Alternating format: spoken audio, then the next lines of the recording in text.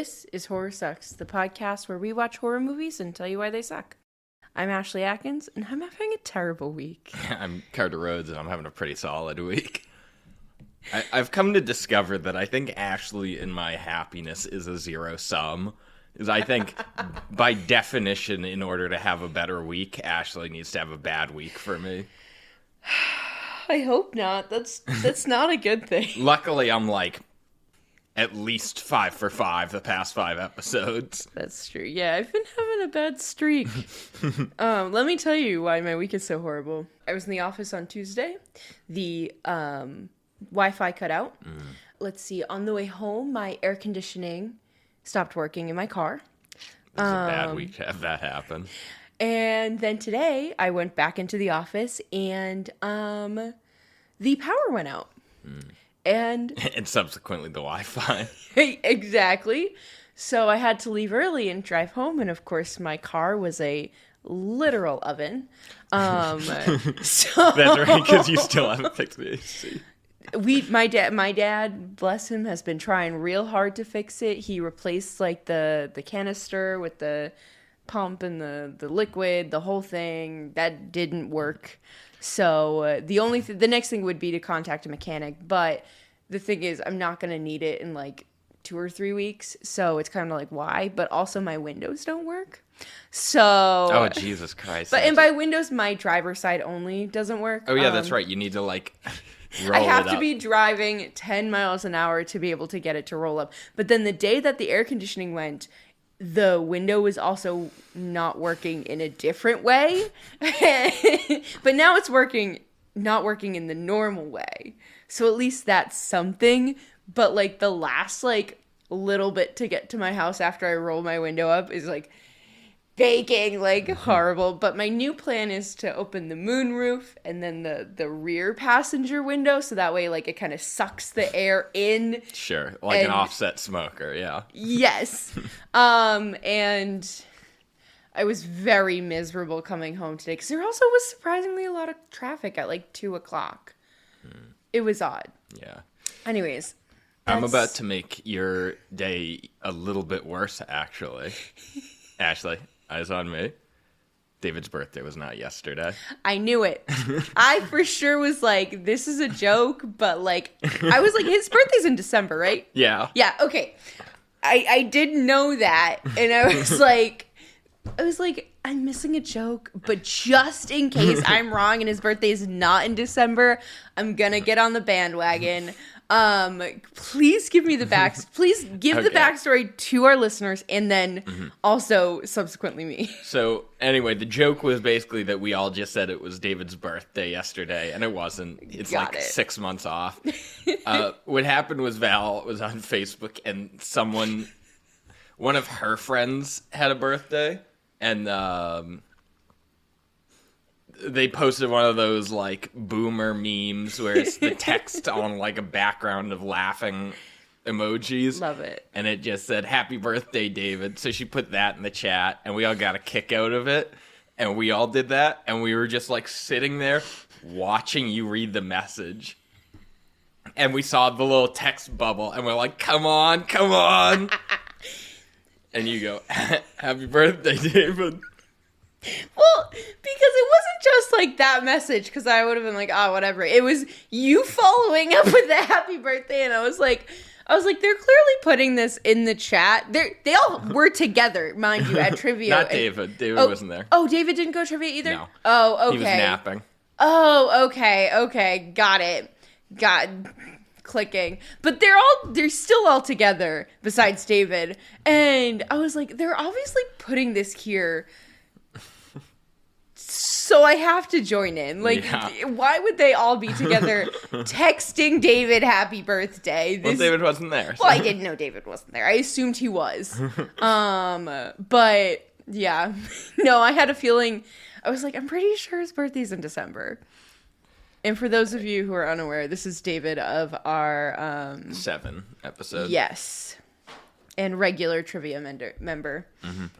So this week we are reviewing The Blackening.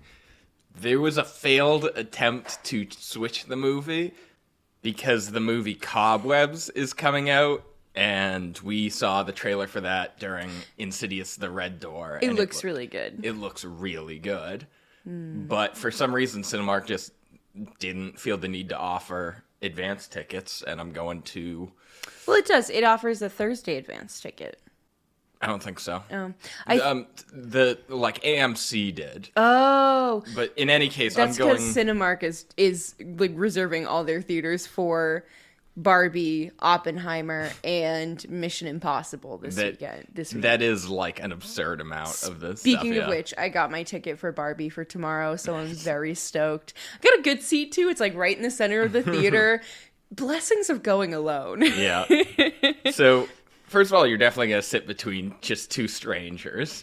Can't wait. Second I had to do that when I went to go see Scream. That's fair. Second of all, so we just couldn't... I'm going to Baltimore tomorrow, so we couldn't get the Cobweb Carter thing wanted recorded us in time to watch it and then record it right after, and I was like, and it was going to be late. I was going to be in the office, so there wasn't a way to do that. And then I also forgot that I agreed to go to this crochet group thing, and then but we could have actually done it tonight because of my work issues because I came home. But in any case, here we are now. Yep. We're doing the movie that I've been mentioning for the past 5 episodes. Yes. I always wanted to see it. I know. But in any case, we are finally doing it. And that movie is The Blackening. Yes. I believe it's a 2022 movie. Yes, technically the release date September 16th, 22, but then it actually released wideband on June 16th, 23. Oh, for Juneteenth. That makes sense. Okay. So, the movie, in addition to having a lot of black characters, takes place on Juneteenth. Mm-hmm. So, why don't we talk about how this podcast works? Okay, great. So what we do here is that we give the plot. First of all, we watch a movie, then we come on here, give you the plot of the movie, some fun facts. We break it down in the good, the bad, the spooky. Then we give our overall impressions, the Ralph Bones Memorial Line highlight, and then a rating. And that's pretty much it. Okay. And just to preface this, first of all, Ashley's doing the plot. I'm doing the fun facts. We are two white people. I was just going to say. You're not exactly going to get an insider view on this, but I also didn't want to just not review it, even though I don't believe we're going to have a very interesting take on it. Right.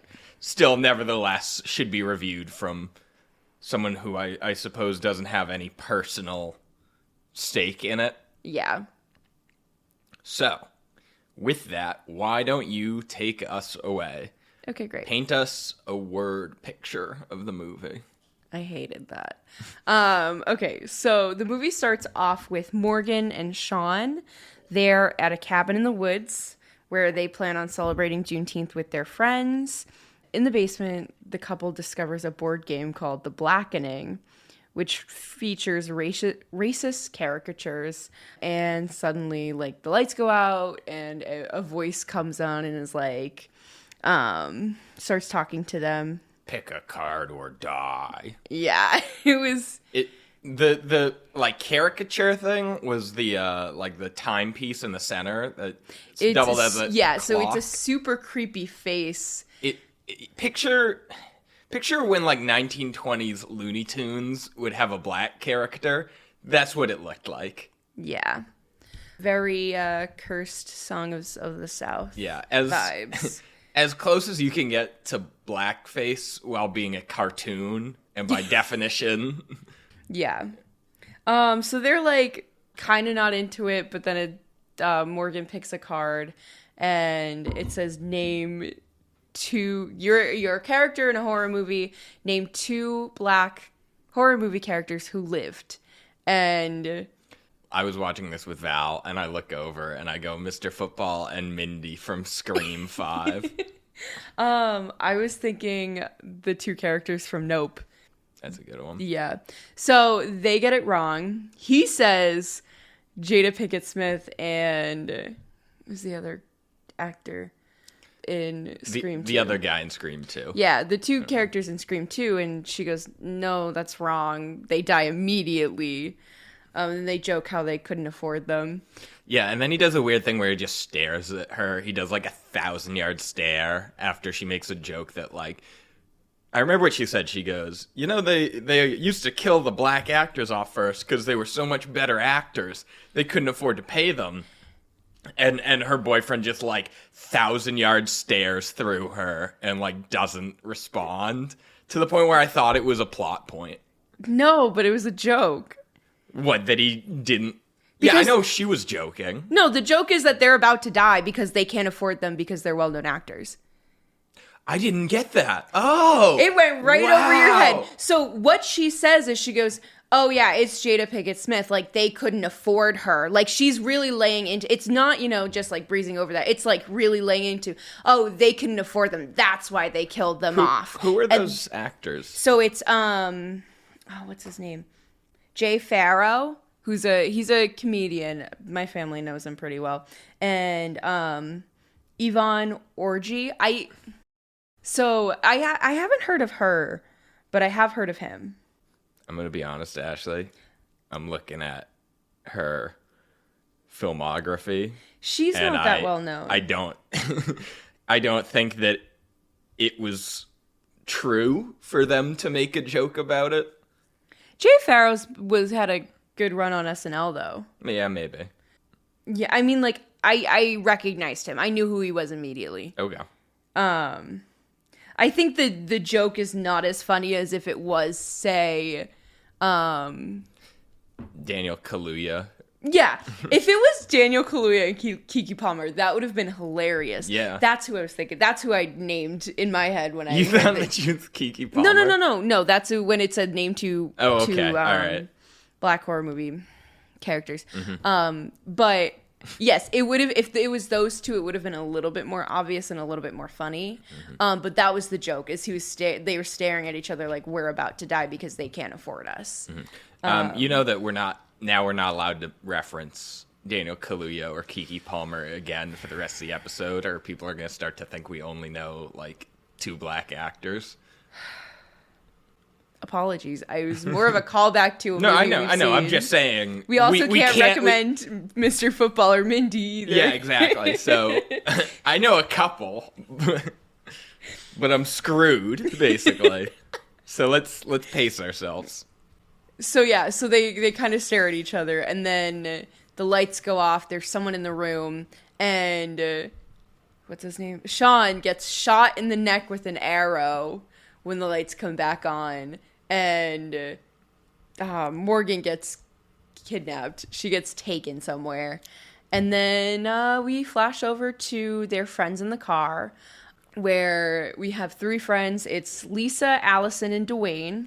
And they're on their way to the cabin, and they're kind of talking with each other, joking with each other, and they're talking about how many people are going to be there, and they say that there's going to be 9 people, and he goes, 9? I thought there was only going to be 8 of us, and he's like, as long as it's not Namdi, and Lisa and Allison start looking at each other in the back seat, like talking to each other as if they can read each other's minds. And clearly it's that guy that's going to be there, and he's like saying how he doesn't like him. And then they arrive, their friend King is there, and then of course Namdi steps out from behind the car, and Dwayne is mad, and he's like, why didn't you tell me? And then Lisa takes some Molly, and they're just like ready to party. And gives some to Dwayne. Yeah, she gives some to him too. She goes, do you trust me? Close your eyes and open your mouth. And then she just throws it in the back. So they head into the house, start partying. They're kind of like, where's Morgan and Sean? And they're like, they probably stepped out. Well, this part is important. Their friend Shanika So she was at a gas station, and she went in, and there was a creepy guy at the counter, and she like was looking for supplies when she runs into Clifton, their buddy, who is only one word to describe him. Urkel. Yes. He... Did I read your mind? Yeah, of course. Hilarious. I mean, there is literally only one word to describe him. He was definitely intentionally calling Yeah. upon Urkel. He was like, the nerdy guy. He talks like this. Hey, guys. Yeah, he had that voice. He had the same glasses, the whole getup. He didn't have suspenders, but he might as well have. He was close enough. And they end up arriving together as well later on in the day. But before they get to the house, like the kids are just partying and playing spades. And Clifton wasn't invited, by the way. I don't know if I made that clear. His car broke down, and he kind of was just hitching a ride with Shanika. He received an invite, though. He was on his way there. I don't think He so. said, I was headed to the soiree when I stopped to get an Android charger. I don't know. Because I think Androids are the superior system. They are. And then, they bring it up at the party, and they're like, what are you doing here? And he goes, oh, I received an Evite from Morgan. I guess you're right, yeah. I did watch it twice. Well, Okay. almost twice. I fell asleep the second time. So, yeah. So they're partying. They took Molly. Yeah, and then so Shanika shows up, and she also wants to take Molly. And then it comes out that Lisa and Namdi are dating, and they hook up. They just try to secretly hook up without anyone knowing, but when Shanika shows up, she's like, hey, can smell it on ya, and then Namdi walks out. The exact phrasing was, I smell dick.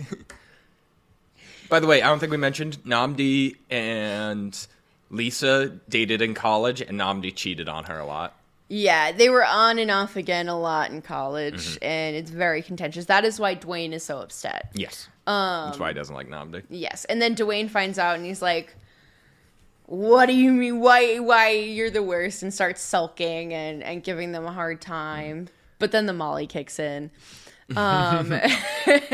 And at this point, everyone is there, and they had found the door to the basement earlier, but it was locked. And then they kind of start exploring the house again, and the basement now has a sign on it. The basement they door. also play spades, just FYI. Yeah, they play spades quite a bit. I don't know how to play it. I know how to play whist, which is very similar. Okay. But so they go into they find the basement room. It has they walk in, and the game is out, and they kind of make similar comments to what Morgan and Sean said, which is like, wow, this is super racist. And the game's like play or die. And then it shows the TV with Morgan tied up to a chair. And so they start playing it, and they actually do pretty well.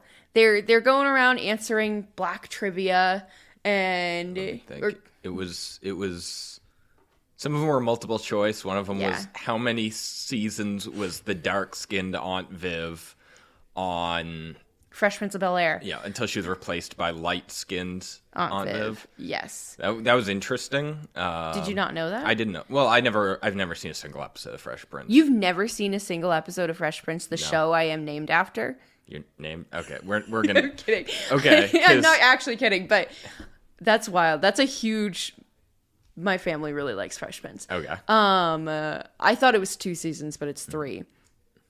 But yeah, they ask a bunch of questions about mainly like black pop culture. But then they get one wrong, and Morgan dies. And they're had been partying still by this point. And then the game orders them to sacrifice one of them based on who they deem to be the blackest. And they all come to their own defense. But they all choose Clifton. But then he admits that, he's not the blackest because he chose to vote for Trump twice. And so they send him out, and he dies. I believe his last words were "All lives matter." That or just muttering to himself before he was shot. I thought it was just muttering, but you might be. I mean, it's not. Those were his last, like, notable lines. So then the reason they played the game is because the game room door was locked, but the door becomes unlocked, so they leave. And they attempt to go look for Morgan and find help. They have like 3 minutes. Yeah, that's to right. either run away or barricade or whatever. Yeah, so despite knowing better, they agree to split up. So Allison goes off with King and Shanika, while Dwayne goes off with Lisa and Namdi. The latter three end up running into Ranger White, who is a ranger that they encountered earlier that they said was racist because he was like, what are you guys doing here at this Airbnb? And he's like, no, I'm one of the good guys. And they all say that. That makes me trust you less. But then they decide that, you know what, we'll take white savior guy and he'll help us. And he does try to help them until he is killed. Although there was a little bit of a red herring where they found one of the masks that the killers was wearing in the car. So at one point too, we do see that there is a person who is going after them in a mask that looks like the caricature on the board game. So they find the mask in the car and then he dies immediately after. Mm-hmm. And then the other three, they encounter the killer and they try to overpower him. And they actually manage to unmask him and reveal that it's the clerk from the gas station. They look into his pockets and see that he's... They look into his pockets, pull out his license, and see that there's two of them. They're twins. And so they go inside and encounter the second killer. They kill him, to which there's a funny line of King saying, as Allison beats the crap out of this guy, he goes, and that's why I married a white woman. And so then they kill off both these killers, basically. No, they don't. They kill off one of the killers, and the second one's alive. But they end up back in the game room. And then Clifton reveals himself to be the one behind the game and behind the traps and everything.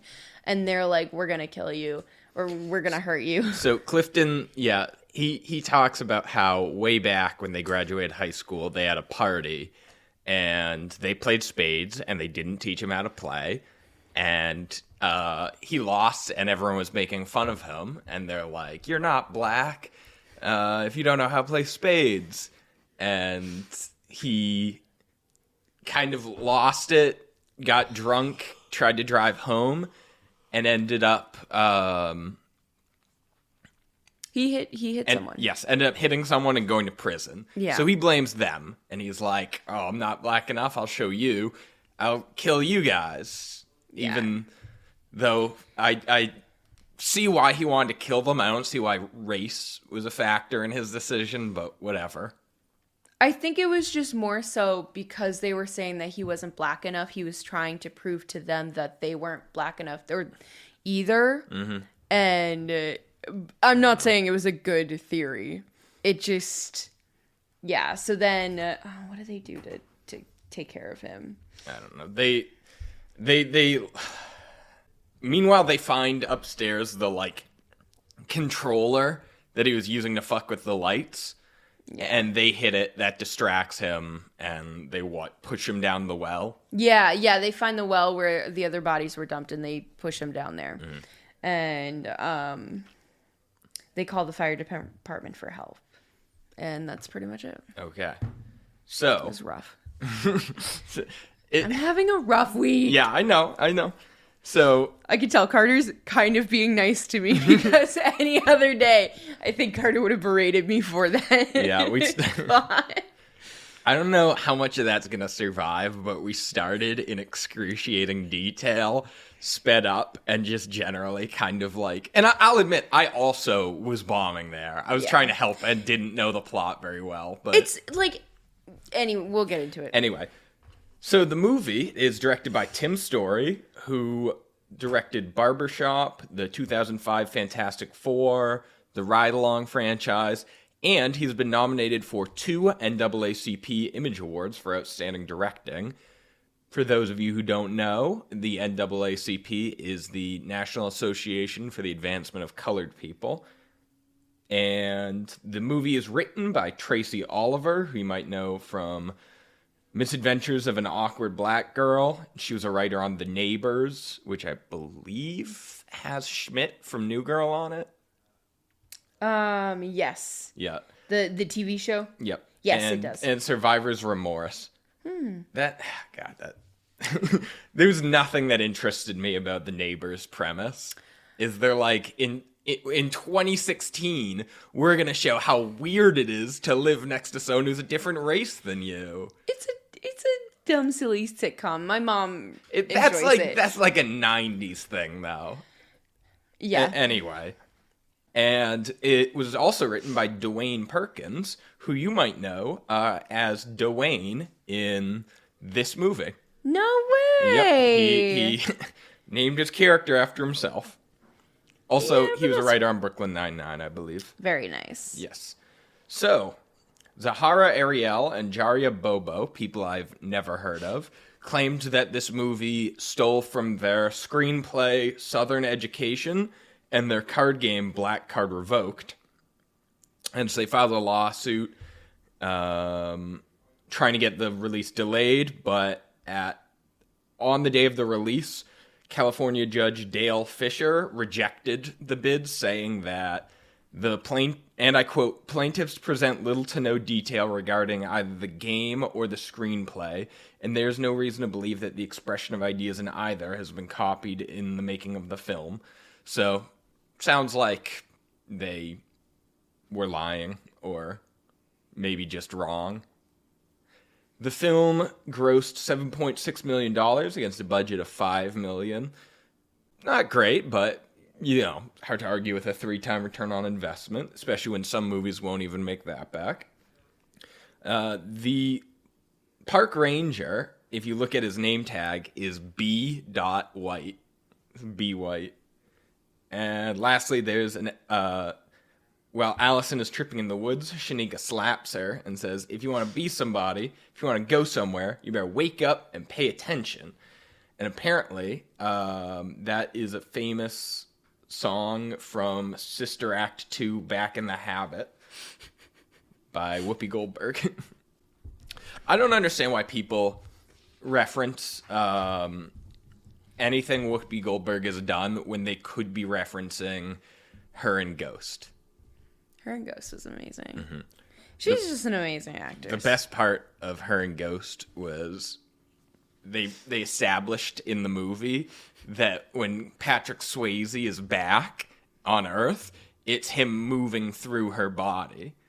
And then there's like the final romantic dance scene that's canonically been confirmed that's Whoopi Goldberg dancing with Patrick Swayze's wife. It absolutely is. Hilarious. But I will say, though, Sister Act is a fantastic movie.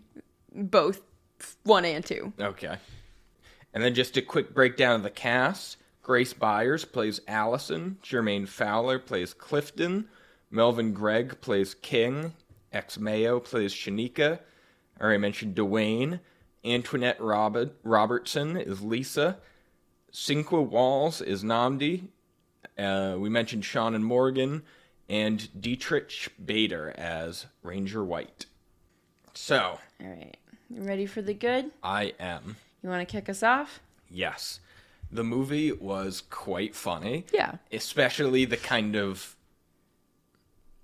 The funniest part to me was they did have a gun. Yeah. And he raises it sideways to shoot at the guy, and Clifton reaches over and just tilts the gun 90 degrees. That was hilarious. That was a really funny part. Yeah. They had a lot of really great lines. They would say stuff like one of the women has Rosa Parks on her shirt. She's like, Rosa Parks wouldn't take this sitting down. And she's like, that's exactly what she did. They're like, when they see the board game, they're like, what in the Jim Crow fuck is this?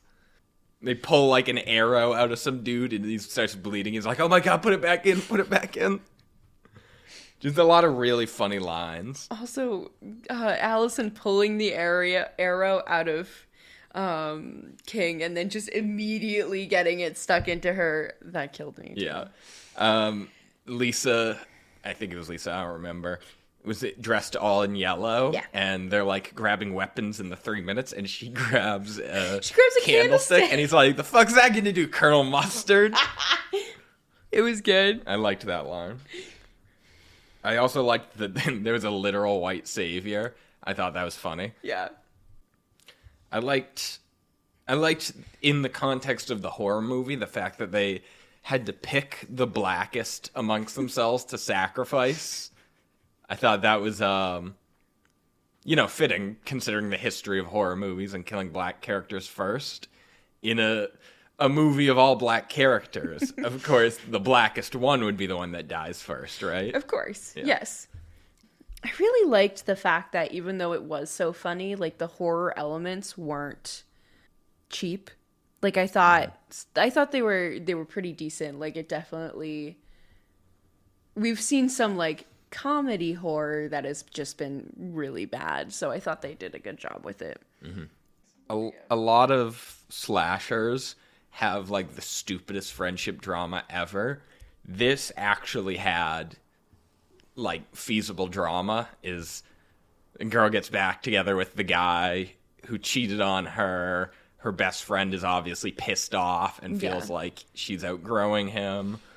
All that stuff. That was way better than every other slasher I've ever seen. I also liked it. It was a simple plot point that holds a lot of weight. Yeah. This is what I'm always like ranting about, is every slasher feels the need to like create these dramas that no one's ever come across, when like no one's tuning in to watch these people resolve their differences. Right. They didn't resolve, and I like that this movie really kind of didn't resolve their issues. Well, they just it did. It established that Namdi was in fact changed, and that and Lisa acknowledged that she was inconsiderate of Dwayne's feelings, but that she wasn't outgrowing him. He was still a very important part of her life. True, but it wasn't like everything in the movie wasn't leading them towards that. It was just kind of like, I've had some interest, I've done some thought, and you're absolutely right, I've been a jerk. It's not like, oh, they're leading us back together, like the epic music as we cut, make up. It's like this dramatic moment. It was just like, hey, I acknowledged I was a jerk. Like, I'm sorry. Let's move on and have a good time, or let's move on and save ourselves. Like, it was just, it tied it up in a way that was just like clean and concise. Mm-hmm. I liked the board game design. Yeah. I don't really have any notes on it. I just liked it. Yeah, me too. I thought the acting overall was pretty good.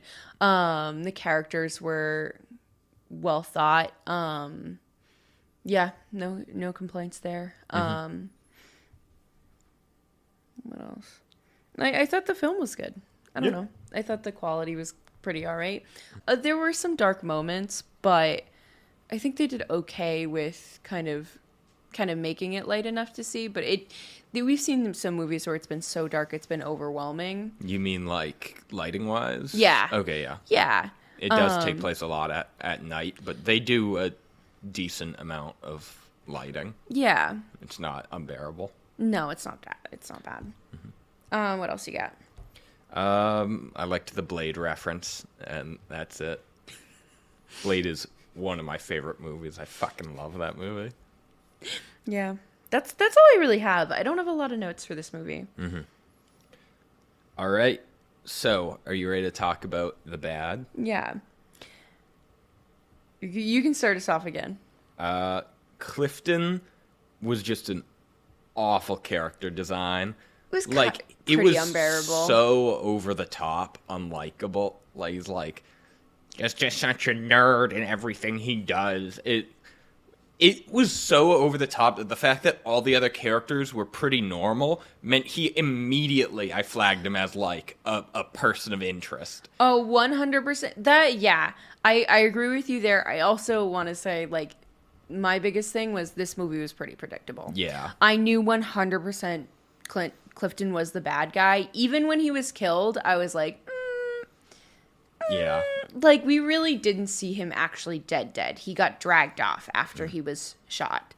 And then his motivation for, like, getting revenge for them bullying him at a party is pretty lame.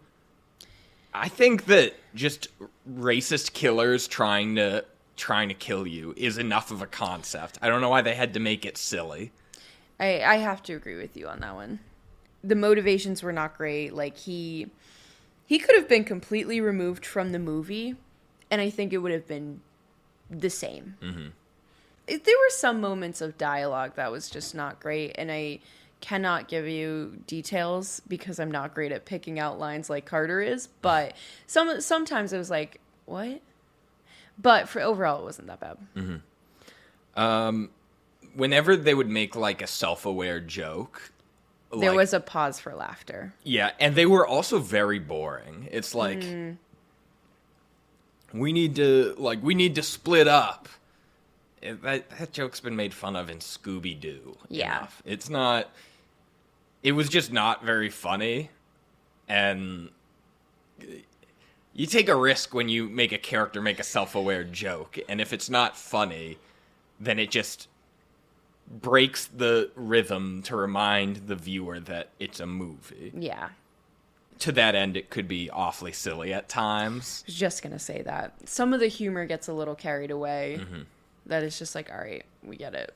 When someone's like, I'm not the blackest, I'm white, I'm like, kiss dog on the lips, it just go on this whole rant, and I was like, you could have just said one thing and it would have been funny, but you just keep listing all these stereotypes, and it just bores me. Yeah, I agree.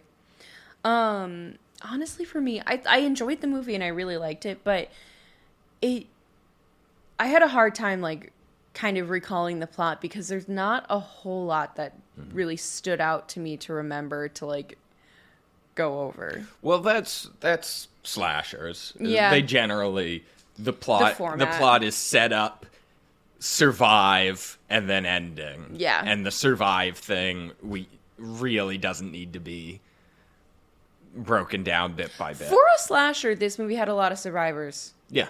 I mean, everyone but Clifton and the 3 white people died. Yeah. You mentioned before that some of the jokes had, like, pause for laughters. That's another one of my criticisms, is they would have those pause for laughters after some just not funny jokes. Mm-hmm.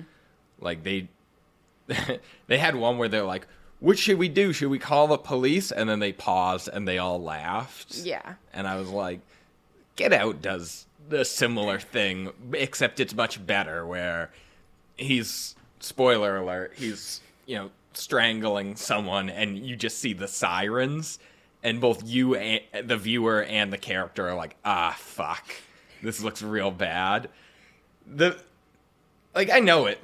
I know they're not gonna call the cops, so it just is weird that they're joking about it, because there's nothing really funny to it.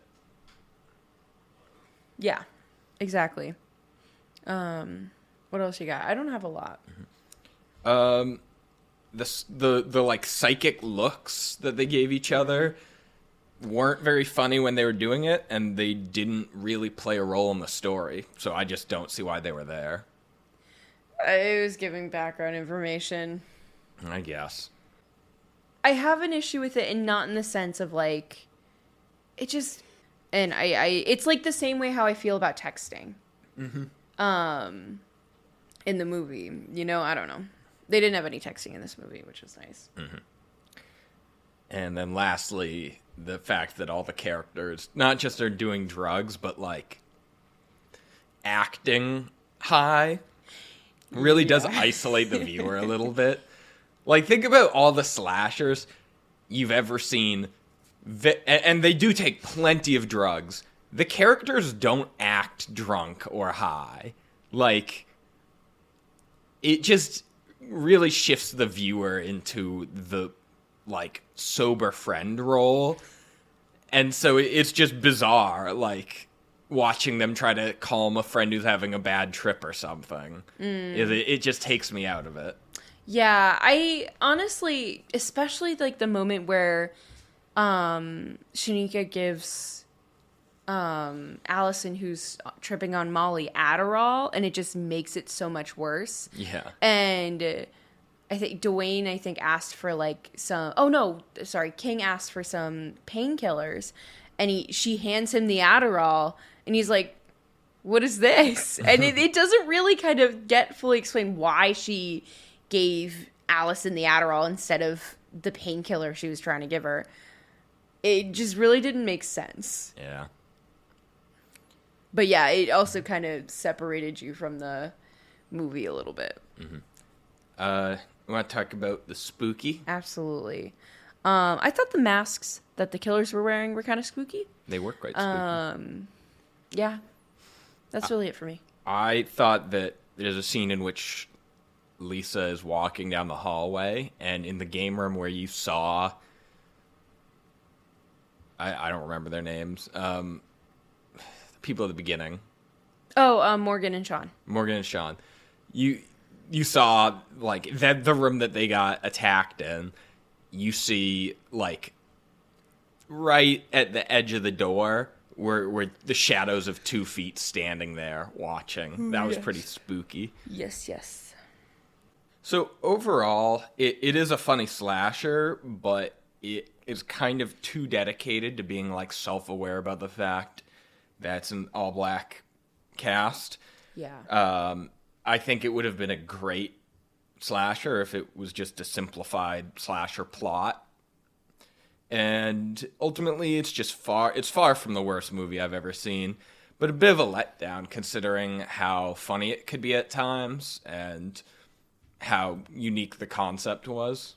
Yeah, I mean, I still enjoyed it. But I am with you that it was funny, but I'm definitely not running to watch it again. But I think it's like a fun like background movie to put on, party movie, which is, yeah, not a bad thing. Mm-hmm. So for my JDMLH, I've picked the one in which Dwayne was wrestling with Clifton at the very end, trying to get the crossbow or whatever. And Shanika goes, "I can't see you. Dwayne, say something gay." And Dwayne goes, "What?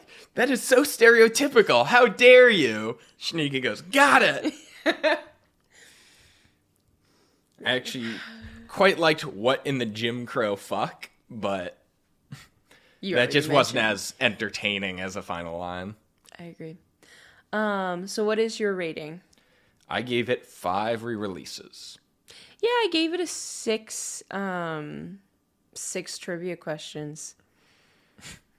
Listen, this is a poor performance from me today. I realize that. I acknowledge it. We can't hit everything out of the park. It happens. So anyways, though, I believe the next one we do is the next one we record is gonna come out on your birthday. Nice. So, do you want Cobwebs as your birthday? Not as my birthday movie. Okay. Well, let's do the birthday movie, the one afterwards. Okay. That one would technically be recording on your birthday. Mm-hmm. I just didn't know if you wanted your birthday episode to come out on your birthday or the week after. Mm-hmm. In all fairness. Yeah. Okay. That's all we got. Perfect. So I think that's everything, right? That's everything. All right. Well, thank you all for listening. We really appreciate it. Feel free to head over to our website, horrorsucks.com, and subscribe to just the website. There's nothing else involved in it. If I get enough people that subscribe, I'll do a newsletter. But right now, it's currently my dad. And spam. Don't forget spam. But yeah. Thank you all for listening. Oh, check out our Instagram, Horror Sucks Podcast. And stay spooky. Horror Sucks is brought to you by Wild Thing Media.